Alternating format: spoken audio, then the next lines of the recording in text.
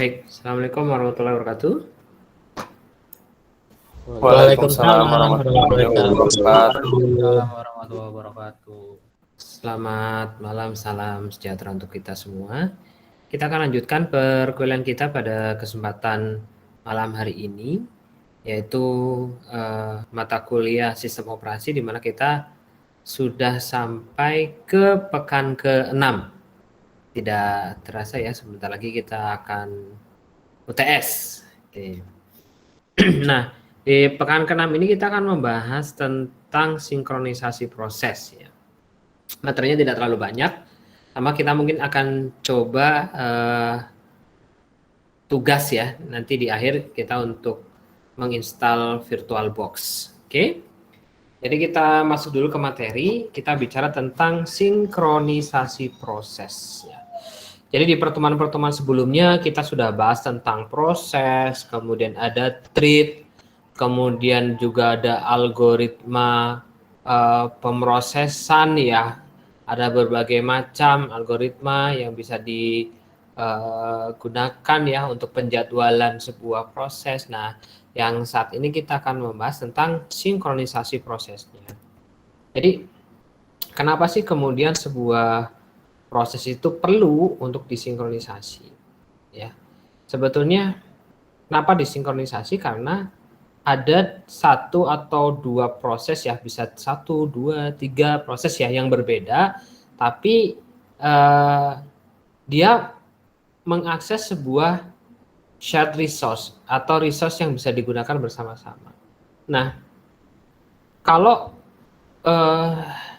kenapa perlu disinkronisasi? Ya, karena ada sebuah gagasan ya, yang di dalamnya terdapat banyak proses pada titik tertentu akan bertemu, bergabung, dan lain sebagainya ya. Untuk apa? Untuk melakukan sebuah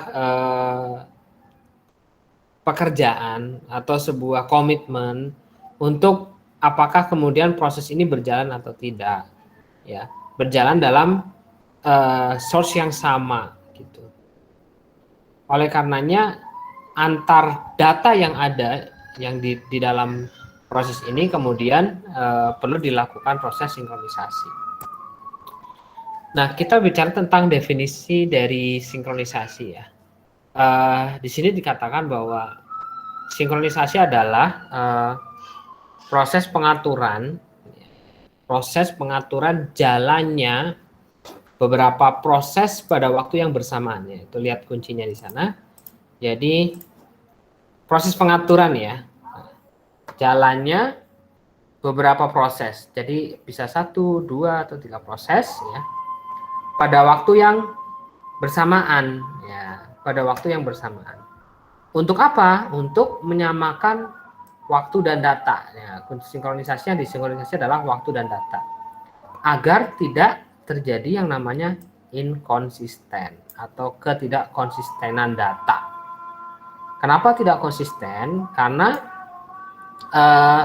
akses data yang sifatnya secara concurrent atau secara bersama.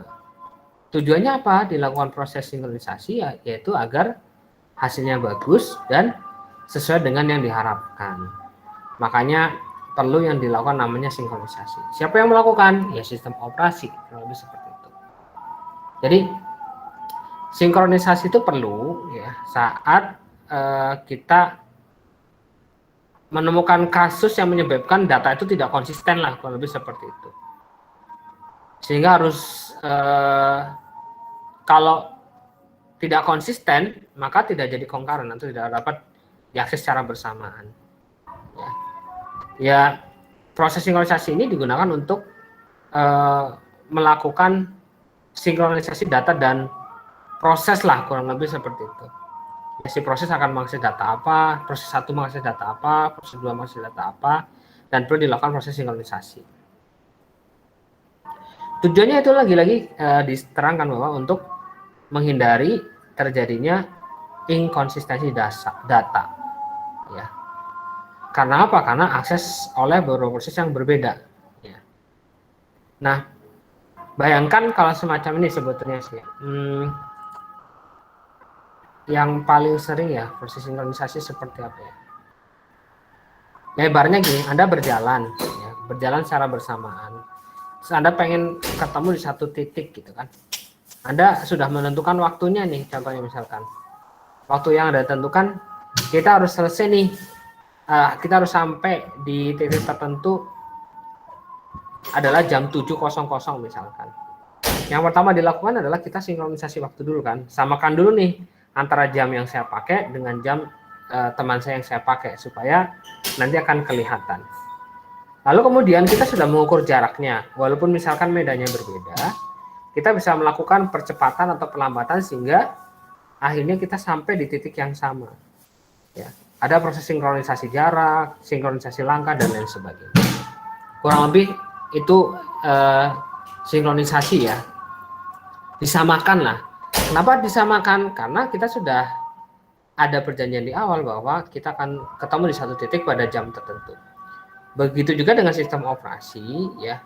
Kadangkala ya kalau kita memproses sebuah misalkan ya sebuah register dan lain sebagainya, maka perlu dilakukan sinkronisasi supaya data yang diakses pun akan tetap konsisten.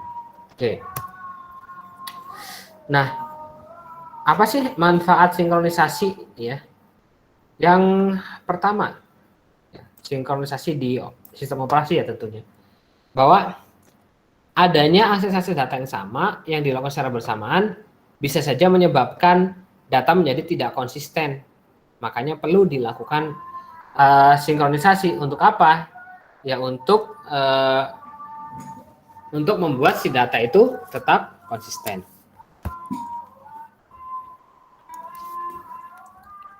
Mohon maaf, tunggu sebentar.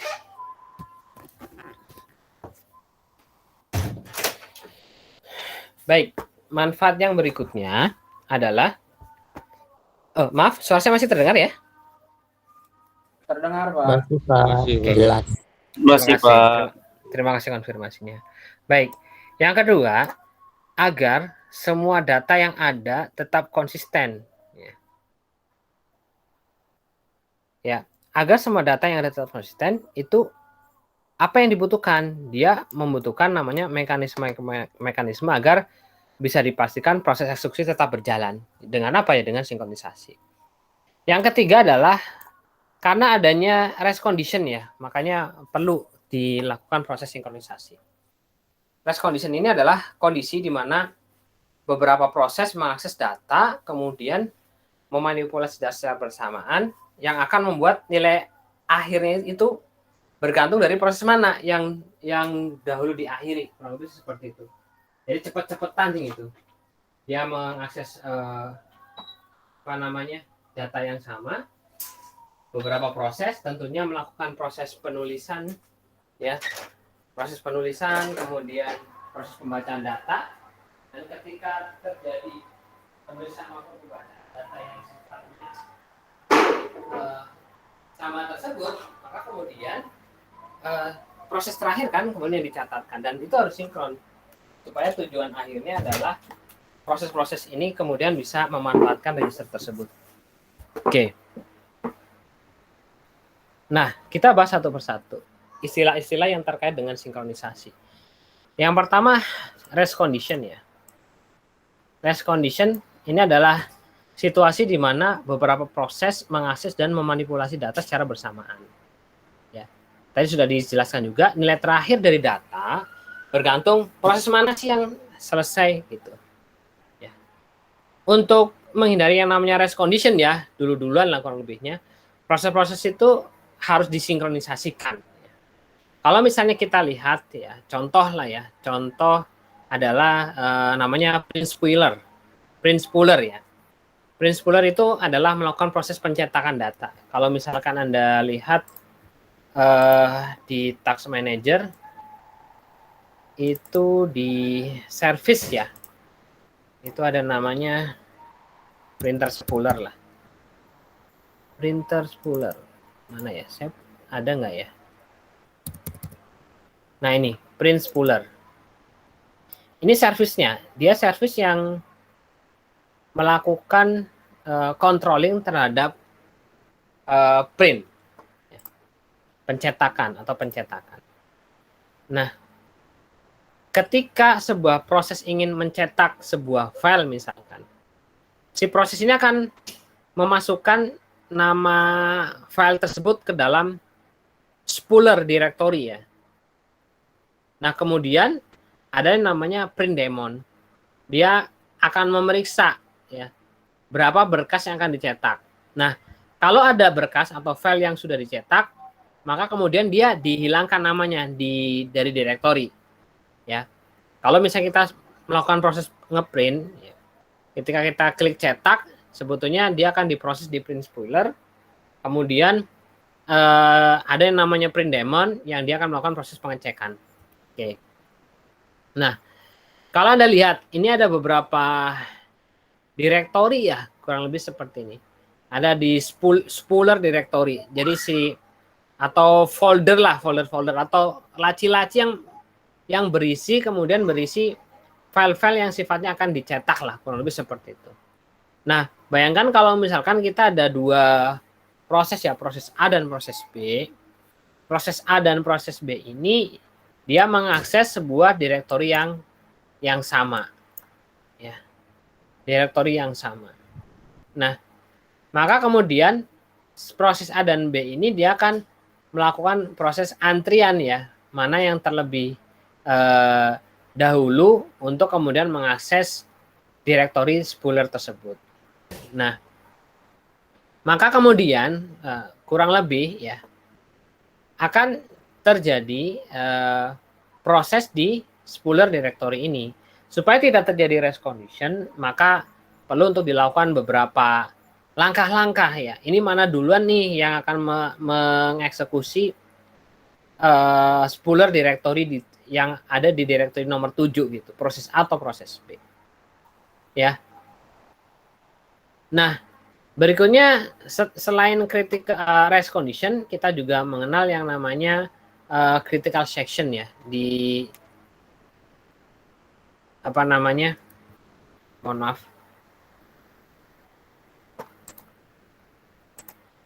Bentar.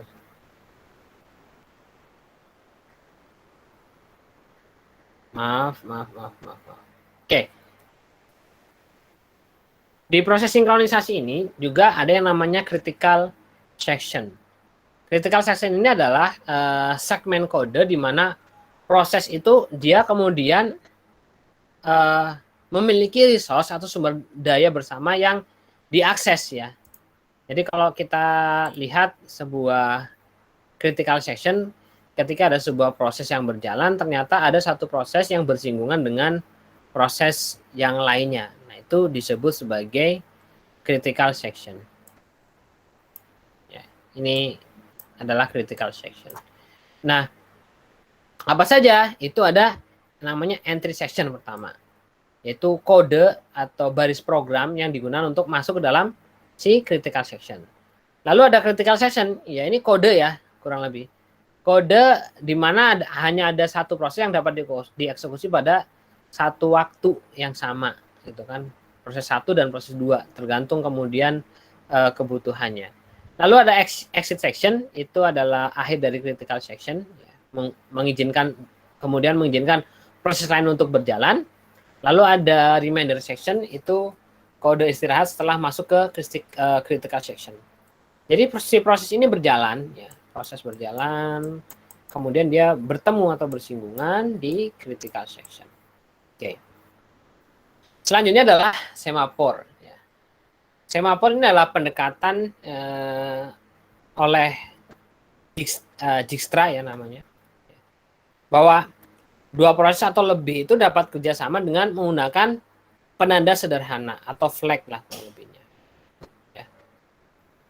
Sehingga kemudian kita bisa melihat apakah proses bisa berhenti pada satu saat tertentu sampai proses mendapatkan penanda ya, atau semafor. Semafor itu kurang lebih bisa diartikan tanda lah, kurang lebih seperti itu. Jadi kalau kita lihat ada urutan urutan proses ya, maka kemudian akan diberikan tanda supaya terdapat proses sinkronisasi ya. Sehingga kemudian tanda ini akan menunjukkan sebuah proses itu kemudian dieksekusi atau tidak. Ya. Jadi untuk materi ini sebetulnya cukup singkat ya. Jadi itu adalah beberapa hal, mungkin saya tidak membahas terlalu mendalam ya terkait dengan proses sinkronisasi. Sebelumnya apa ada pertanyaan? Baik. Kalau tidak ada pertanyaan, saya akan memberikan tugas kepada Anda. Tugasnya adalah menginstall VirtualBox. Ada yang belum tahu VirtualBox itu apa? Halo? Aku belum. Saya belum. Siapa? Eman belum. Belum Oke. tahu, Pak. Yang sudah tahu coba angkat tangan. Ada Hidayat, ada Dani, ada Jidan ya. Coba Dani, VirtualBox fungsinya untuk apa?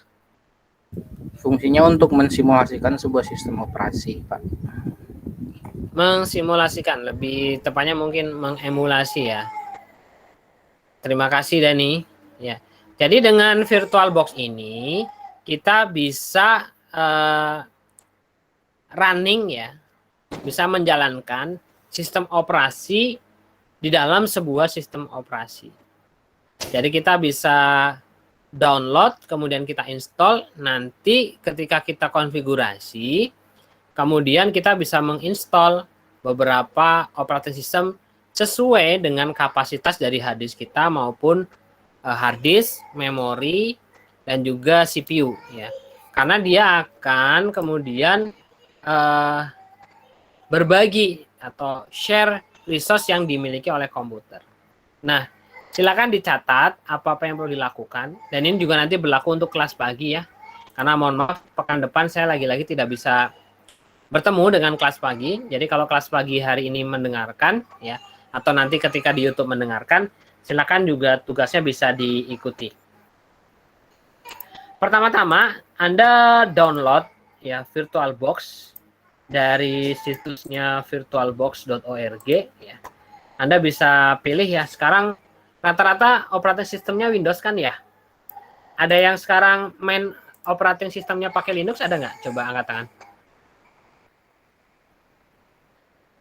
Oke, sepertinya Windows semua. Nanti Anda download dari VirtualBox. Kalau ini saya coba share ya.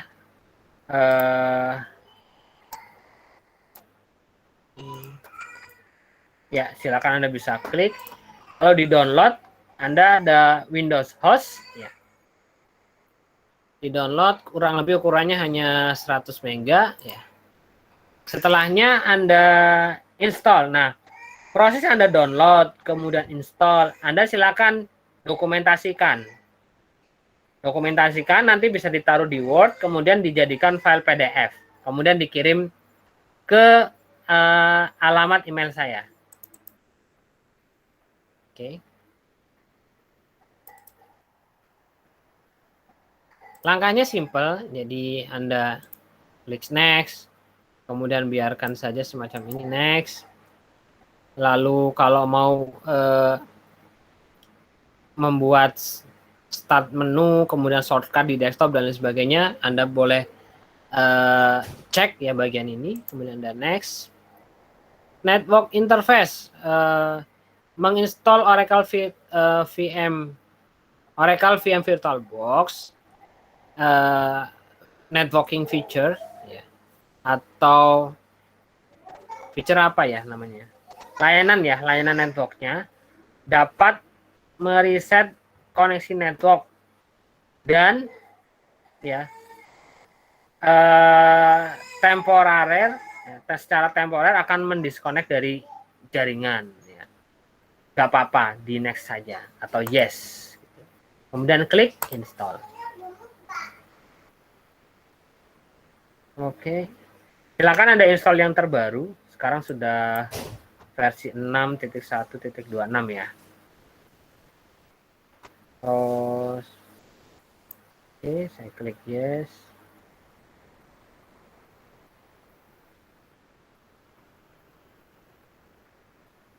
Saya klik install aja.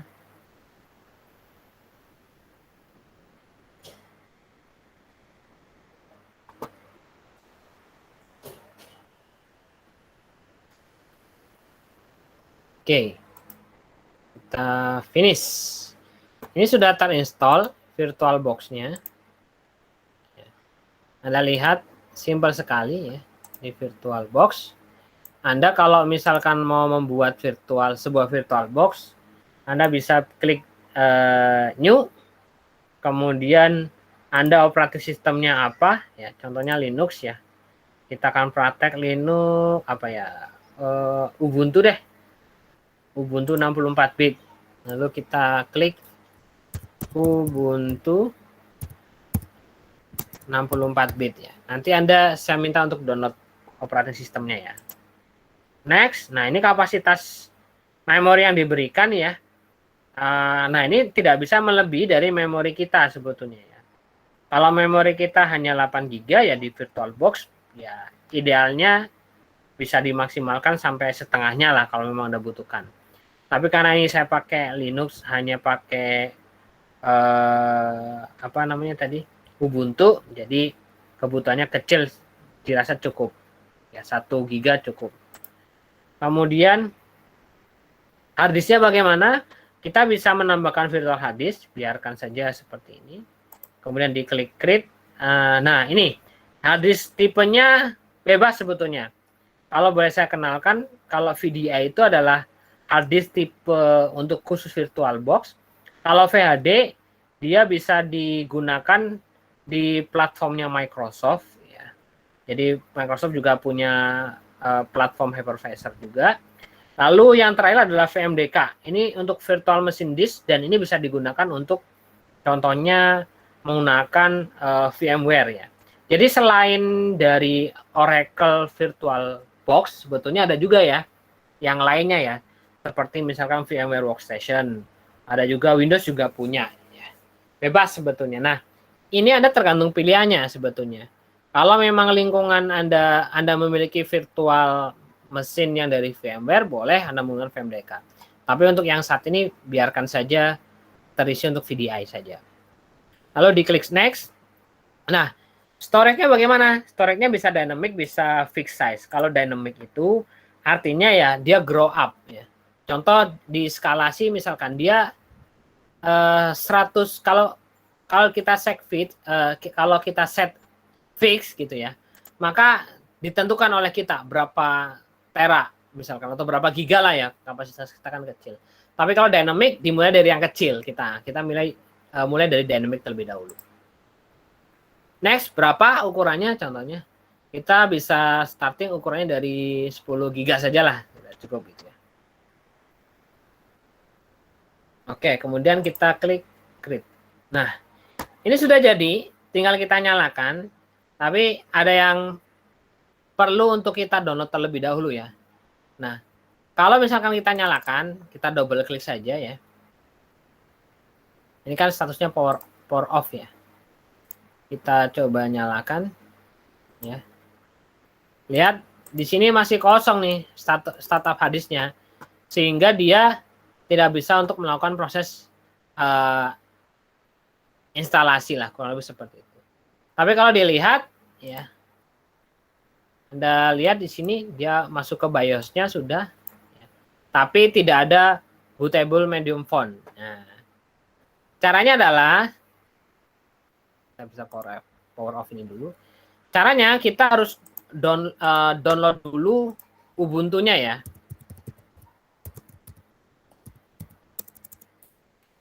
Download Ubuntu. Nah, oke.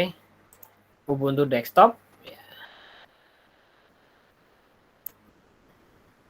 Ini yang mana nih? Ya oke lah yang terbaru saja ya. Ubuntu 20.04.3 LTS.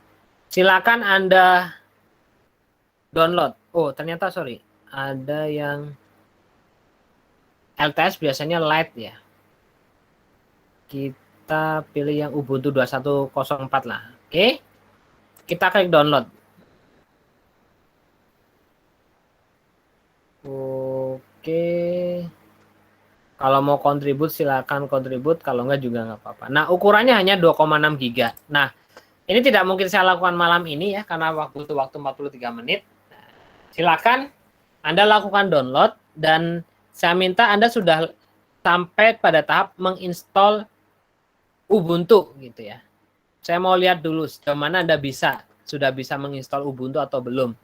Dan menggunakan VirtualBox. Silakan Anda cari cara-caranya di YouTube dan lain sebagainya. Jadi harapannya tugas sudah dikumpulkan di pekan depan ya. Sebelum pekan depan Anda sudah mengumpulkan tugas, yaitu instalasi Oracle VM, VirtualBox, dan juga load atau menginstal Ubuntu. Ya. Ada pertanyaan? Silakan. Maaf Pak, itu untuk tugasnya kita screenshot satu persatu setiap tahapan instalasinya, lalu gambarnya dipastekan ke Word apa gimana Pak? Ya, betul. Jadi yang pertama langkah kerja, yang pertama adalah langkah kerjanya. Kemudian Anda copy paste gambar ke Word. Berbarengan sebetulnya langkah kerjanya apa, terus gambarnya bagaimana. Lalu kemudian jadikan format PDF ya. Di akhirnya jadikan ke format PDF. Oke.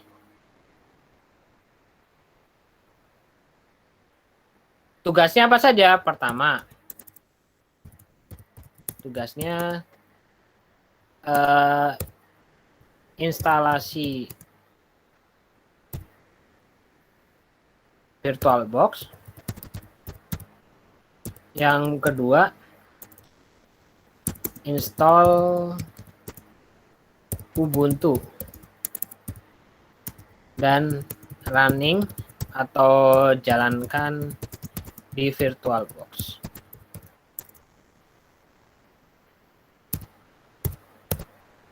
Oke, ada pertanyaan? Cukup jelas tidak? Untuk tugasnya itu dikasih deskripsi nggak Pak di setiap gambarnya? Misalkan ini lagi tahap apa gitu. Apa gimana Pak? Iya, ya, diberikan deskripsi tentunya. Jangan hanya screenshot saja.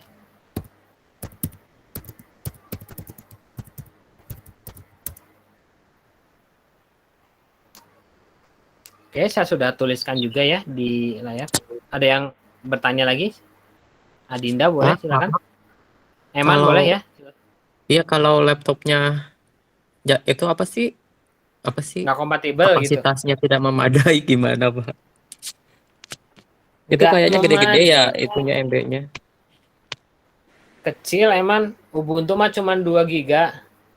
Yang nggak memadai komputernya atau internetnya. Kalau internetnya bisa ke kampus. Pak, punten. Mangga. Saya nggak bisa nginstal VirtualBox-nya, Pak. Kenapa, Saiful? Bukan ini, Pak. Pakai MacBook, Pak. Pakai MacBook ya? Oke. Iya, Pak. Kalau nggak salah, ya sebentar ya.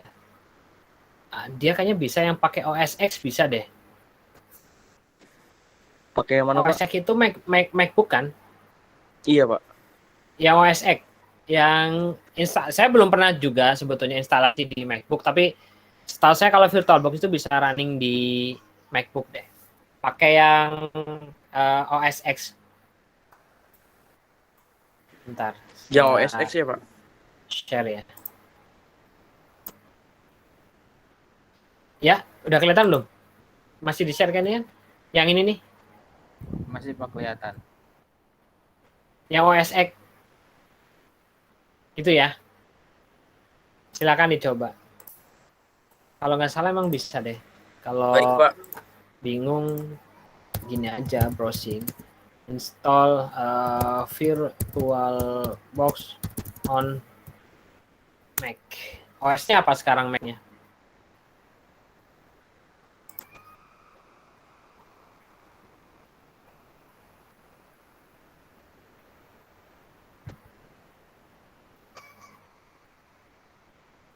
Ada ya, ini yang DMG file ya. Kalau kita lihat juga yang DMG file.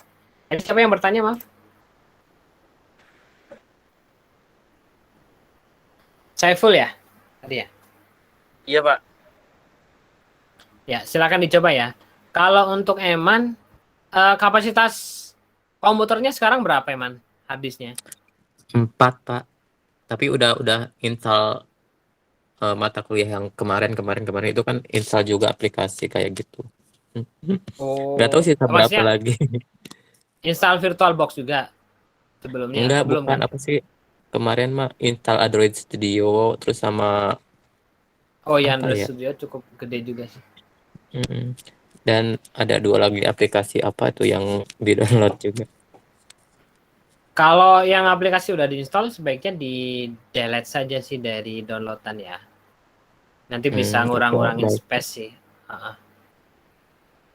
Cuman kalau Ya baik, Pak. VirtualBox emang butuh juga sih. Kalau nggak salah kapasitas saya juga terbatas ya. Saya hadisnya hanya 250 GB, sekarang free space-nya 21 GB. Kalau Anda mau cek sebetulnya ya, mau cek kapasitas kita terpakainya untuk apa saja, yang paling mudah Anda bisa pakai aplikasi namanya Trisize ya. Ini namanya Trisize, Anda bisa download gitu ya. Download kemudian diinstal aplikasinya yang Trisize ini. Terus Anda pakainya simpel, kalau nanti sudah terinstall, caranya tinggal dari drive Anda, misalkan drive C gitu ya, klik kanan, kemudian pilih Trisize Free. Saya pakainya yang free udah cukup menurut saya. Nah, nanti dengan Trisize Free kita bisa tahu sebetulnya. Jadi kalau mau bersih-bersih itu akan lebih gampang. Nah, kayak gini nih. Dia akan berproses. Akan lebih gampang nih mana yang makan ukuran besar sekali gitu. Jadi contohnya nih di saya makan besar sekali di user misalkan. Ya saya cek aja di dalam sini. Oh, ternyata saya ada pakai di Rosma, kemudian di materi ajar misalkan. Oh, ternyata saya ada di materi ajar interaksi manusia komputer ada 2 GB nih. Oh, ada tugas-tugas nih contohnya. Saya cek isinya apa sih tugas-tugas. Oh, ternyata video-video nih gitu kan. Ya, ini bisa tinggal kita delete saja. Kurang lebih seperti itu yang bisa dilakukan. Oke, baik Pak. Terima kasih infonya. Lalu ada pertanyaan juga dari yang lain, silakan. Paling dari segi resource prosesornya Pak, kebanyakan dari kita laptopnya itu dual core Pak. Kalau Dual setengah kan ya berarti satu core untuk main OS-nya, satu core lagi buat VirtualBox gitu Pak. Kalau VirtualBox sih termasuknya tidak terlalu berat ya sebetulnya. Jadi masih mencukupi. Makanya silakan dicoba saja. Karena kita praktek ke depannya juga akan menggunakan VirtualBox gitu ya. Sehingga bisa mempraktekkan operating system yang ada gitu. Untuk perkenalan untuk Anda. Kalau dual core masih coba, saya belum pernah sih ya coba ya. Karena punya saya sekarang Core i5 ya. Kalau buat teman-teman yang misalkan kapasitas komputernya terbatas dan ternyata tidak bisa, tolong konfirmasi ke saya ya. Nanti akan saya berikan tugas lain. Tapi Anda screenshot dulu. Screenshot bahwa ini Pak saya nggak bisa install ini gitu Pak. Nanti saya kasih tugas yang lain. Tugasnya masih sama tapi mungkin tidak dengan install. Oke? Baik, Jelas ya Pak. Dani ya? Jelas ya Dani ya? Siapa? Dan teman-teman yang lain juga jelas ya? Oke. Jelas, Pak. Kalau mau misalkan konsultasi atau koordinasi dengan lab ya, untuk mencoba di lab apakah diperbolehkan atau tidak. Ketua labnya sekarang siapa ya? Kepala labnya ada yang tahu siapa? Kurang Lab tahu komputer. Pak. Jarang banget ke kampus. Paling coba Panji itu yang sering ke kampus tuh Panji Pul, Pak. siapa Pul? Kalau nggak salah sih Pak Ricci, Pak. Pak Iki Roy. Oh, Pak Ricci. Rici ya. Oh ya. Ya udah nanti konfirmasi Iya, aja Rici. ke Pak Rici, nanti tembusin ke saya aja ya. Kalau buat yang teman-teman butuh spek komputer, jadi bisa di lab, nanti kita coba izin di satu waktu, tentunya dengan protokol kesehatan ya. Siap, Pak. Oke, baik. Kalau tidak ada pertanyaan lagi, saya akhiri pertemuan kita pada kesempatan malam hari ini. Mohon maaf tidak ada kuis berhadiah dulu malam ini. Nanti nunggu bulan depan lagi pas gajian, insya Allah saya adakan lagi ya. Terima kasih atas perhatiannya. Saya cukupkan. Bila taufik walhidayah. Assalamualaikum warahmatullahi wabarakatuh. Selamat malam. Assalamualaikum Waalaikumsalam warahmatullahi wabarakatuh. Pak.